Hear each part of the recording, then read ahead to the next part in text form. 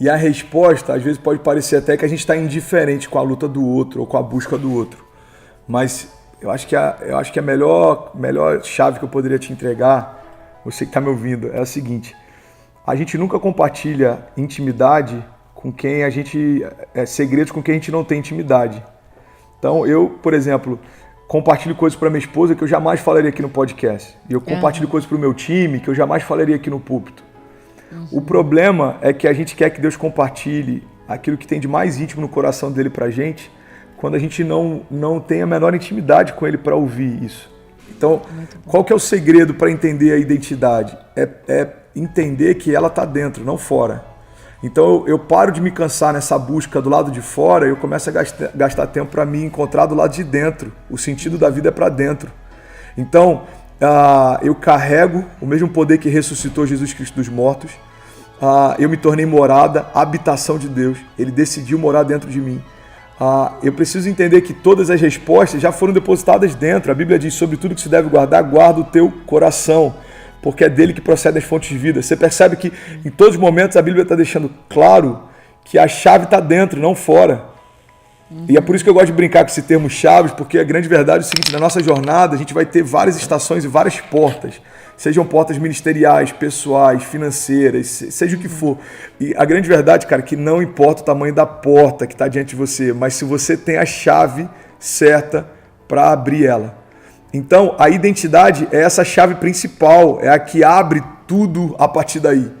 Porque quando você entende quem você é, você entende o que você carrega, você entende o que você pode em Deus, você entende o que Ele te chamou para fazer.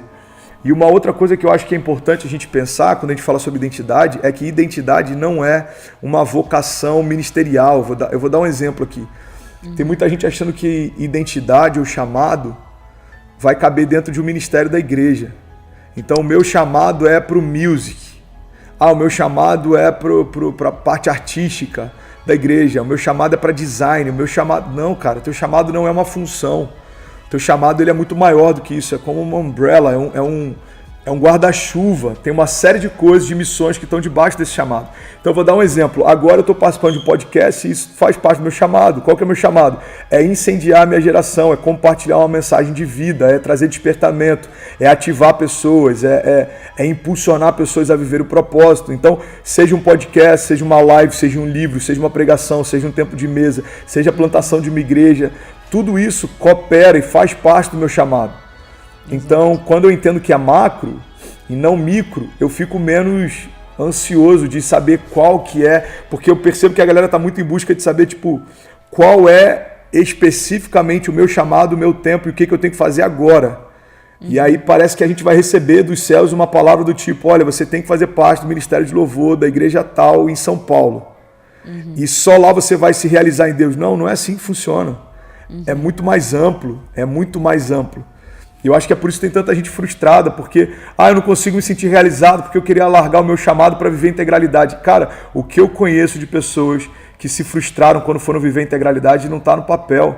Porque dependendo do que você faz, o teu chamado tem muito mais intensidade lá do que aqui. Eu vou dar um exemplo claro. Eu estava um tempo atrás conversando com um cara que ele era jogador de futebol, ele estava iniciando no profissional, e ele falou: eu entendi que o meu chamado é pregar para as pessoas e eu estou saindo da minha carreira. Eu falei: cara, se eu quiser falar sobre Jesus no Fantástico, é um longo caminho para um dia chegar lá. Se você for um jogador profissional e conquistar o direito de ser ouvido, em pouco tempo você vai ter as portas abertas lá. Então, se você quer pregar para a tua geração, entenda que essa graça que Deus te deu no esporte pode ser um canal pelo qual ele vai fluir através de você.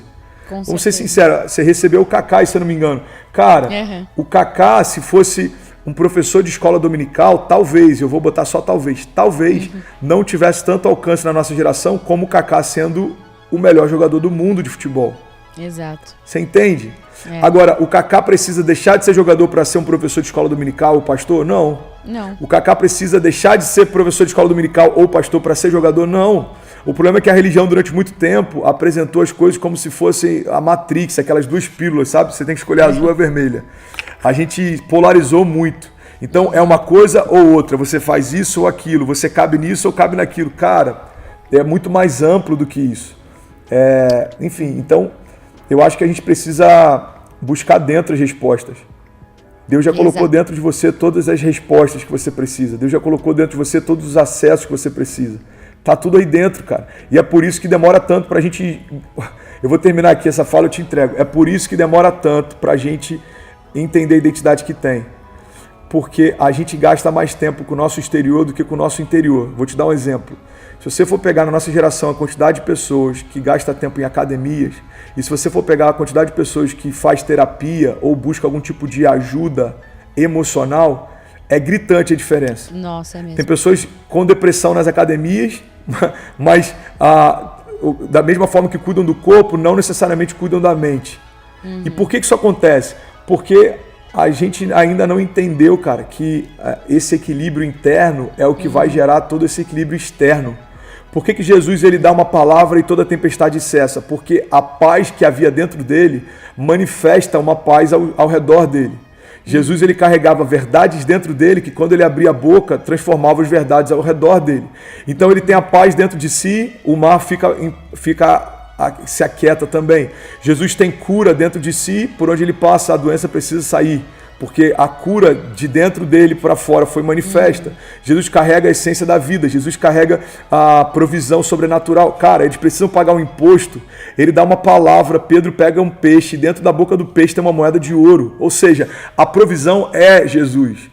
A cura é Jesus, a vida é Jesus, a liberdade é Jesus, a plenitude de todas as coisas Deus depositou nele.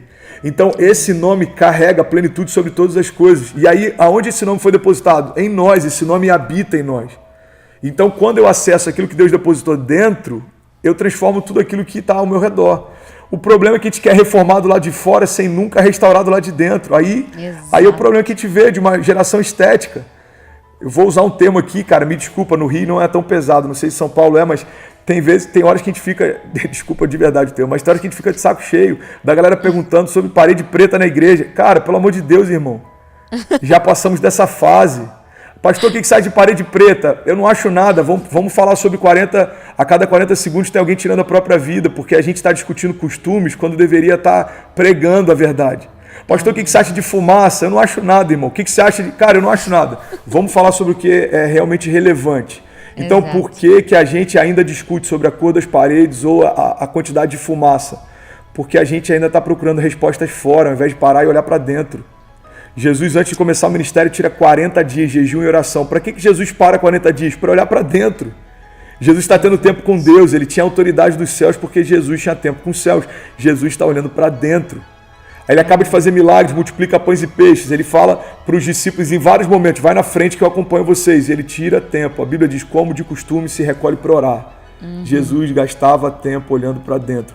Então, eu acho que a chave para a gente entender a identidade é parar de buscar e se comparar com o que está do lado de fora e começar a tentar se enxergar do lado de dentro.